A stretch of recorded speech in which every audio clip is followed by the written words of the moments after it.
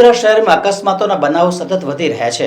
શહેરના અલગ અલગ વિસ્તારોમાં થતી આ દુર્ઘટનાઓ વચ્ચે આજે ફરી એકવાર અટલ બ્રિજ પર અકસ્માતની ઘટના સર્જાઈ હતી. મળતી માહિતી મુજબ ફોર વ્હીલર અને ટુ વ્હીલર વચ્ચે અથડામણ થતાં બંને વાહન ચાલકોને ઈજા પહોંચી છે. ફોર વ્હીલર ચાલકને ગંભીર હાલતમાં હોસ્પિટલમાં ખસેડવામાં આવ્યો છે, ત્યારે ટુ વ્હીલર ચાલકને નાની મોટી ઈજાઓ થતાં તેને પણ સારવાર માટે દવાખાનામાં ખસેડાયો છે. અટલ બ્રિજ પર અકસ્માતો નવી વાત નથી. થોડાક સમય પહેલા અહીં ત્રિપલ અકસ્માત સર્જાયો હતો અને ત્યાર પછી પણ એકથી વધુ અકસ્માતના બનાવો સામે આવી ચૂક્યા છે. આ કારણે હવે અટલ બ્રિજ પરથી પસાર થનાર લોકોમાં ભયનું વાતાવરણ છવાયું છે. લોકોમાં પ્રશ્ન ઉઠી રહ્યો છે કે આ બ્રિજ પર ફરી કોઈ અકસ્માત તો નહીં થાય ને.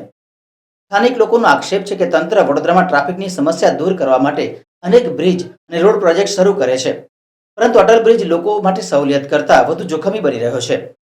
વારંવાર બનતા અકસ્માતો આ વાતનો પુરાવો આપે છે. તંત્ર દ્વારા સુરક્ષા માટેના પગલાં લેવામાં આવશે કે નહીં તે જોવું રહ્યું, પરંતુ હાલ માટે અટલ બ્રિજ વડોદરાના નાગરિકોમાં ચિંતાનો વિષય બની ગયો છે. ગૂગલ માંથી મને નીચે જવું કે ઉપર જવું એ કન્ફ્યુઝન જેવું. ગૂગલ મેપમાં ગાડીમાં ચેક કરતો હતો ત્યાં અચાનક ગૂગલે બતાવ્યું કે હું લાગે છે ઉપર જવાનું. ઉપર જવાના રસ્તે જતો રહ્યો ત્યાં નીચે પણ રસ્તો એક છે, તો નીચે જવાનો રસ્તો ખબર ના પડી. ત્યાં બાજુ એક ડિવાઈડર છે, ડિવાઈડર ટચ થઈ ગાડીની સ્પીડ 30 થી 40ની છે, ત્યાં સ્ટોપ થયેલી છે એ પણ દેખી લઈ શકો.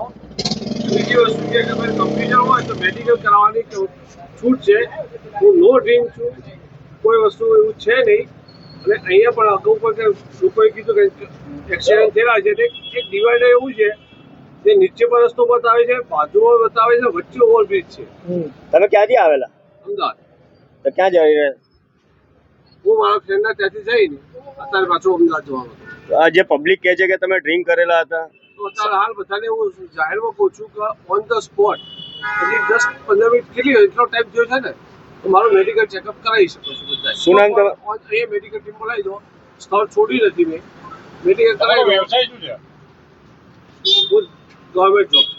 શામાં? ગવર્મેન્ટ જોબ છે મારી. એટલે શામાં આપણે જે મેઇન વસ્તુ એક્સિડન્ટ ઇસ્યુ છે એવું નહીં વળી શામાં job